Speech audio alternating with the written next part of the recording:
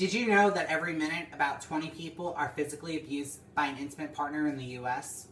Did you also know only half of all domestic violence cases are reported to the authorities?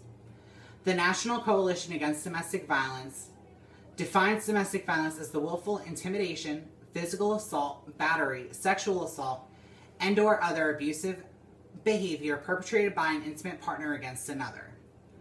Domestic violence is one of the most chronically underreported crimes, according to the U.S. Bureau of Justice and Statistics.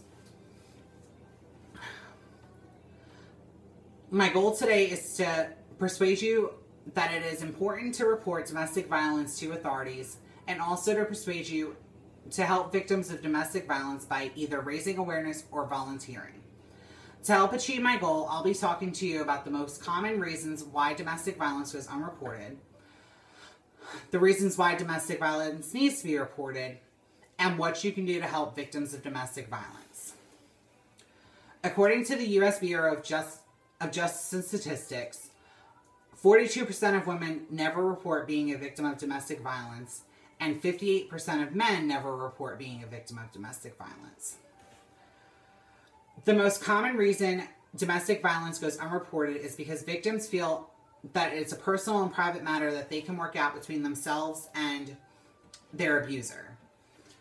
Another common reason why it goes unreported is because victims feel that if they report their abuser, that they will end up being punished and have no way to defend themselves against their abuser. A lot of victims feel ashamed and guilty about the abuse, and that somehow it's their fault. So that's another reason why it goes unreported.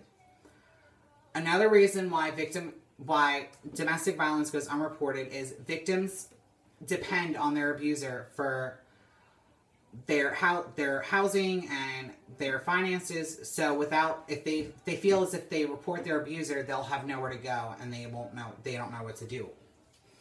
Now that we've talked about some of the reasons why domestic violence goes unreported, let's talk about some of the reasons why it needs to be reported.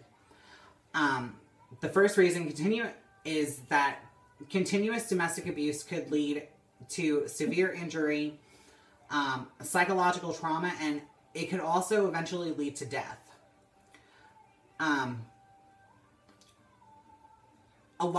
Domestic violence is the cause of a large percentage of deaths each year in the U.S.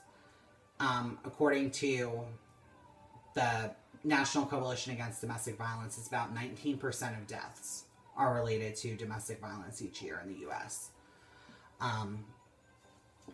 Last year alone, 18.5 million mental health visits were scheduled for victims of domestic violence. Another reason why domestic violence needs to be reported is because domestic violence can cross generations, meaning if a child grows up in an abusive household, they're that much more likely to become an abuser themselves. And also, if they're in an abusive environment growing up, they're going to think that that's an okay environment and end up becoming a victim of abuse as well. Another reason is to stop that domestic violence needs to be reported is to stop future attacks, because while a victim may have been lucky previously, there may be that one time that they're not so lucky and they end up seriously hurt. Now that we've talked about some of the reasons why domestic violence needs to be reported, let's talk about some of the things that you can do to help victims of domestic violence. The first thing that a person can do to help a victim of domestic violence is to try and get that person to talk and open up about the abuse. It may take a few times for a victim to trust you enough to tell you about the abuse, but don't stop trying. Constantly ask, are you okay? Is there anything you want to talk about? And go from there. Always encourage them to seek help and try and talk to someone else about the abuse, like a counselor, something. There are a lot of resources out there for victims of domestic violence. There's the National Domestic Violence Hotline. There's the National Sexual Assault Hotline. Here in Knoxville, there are 2 centers that have 24/7 hotlines. One of them is the Family Justice Center of Knoxville, and the other one is the Helen Ross McNabb Center. Another thing that you can do to help a victim of domestic violence is don't pressure them into leaving their abuser, and don't criticize them for staying. The moment you try and pressure them into leaving, the more they're going to want to, hold down and stick to what they're doing. And then don't criticize them for staying, because then they're going to close up and they're not going to trust you anymore. They're not going to come to you if there is a problem. But in conclusion, domestic violence is, like I said, one of the most chronically underreported crimes, and it is one of the largest percentages of deaths each year. If you or someone you know is a victim of an abusive relationship, report it and get help. Seek counseling. Like I said, there's so many resources out there to help you.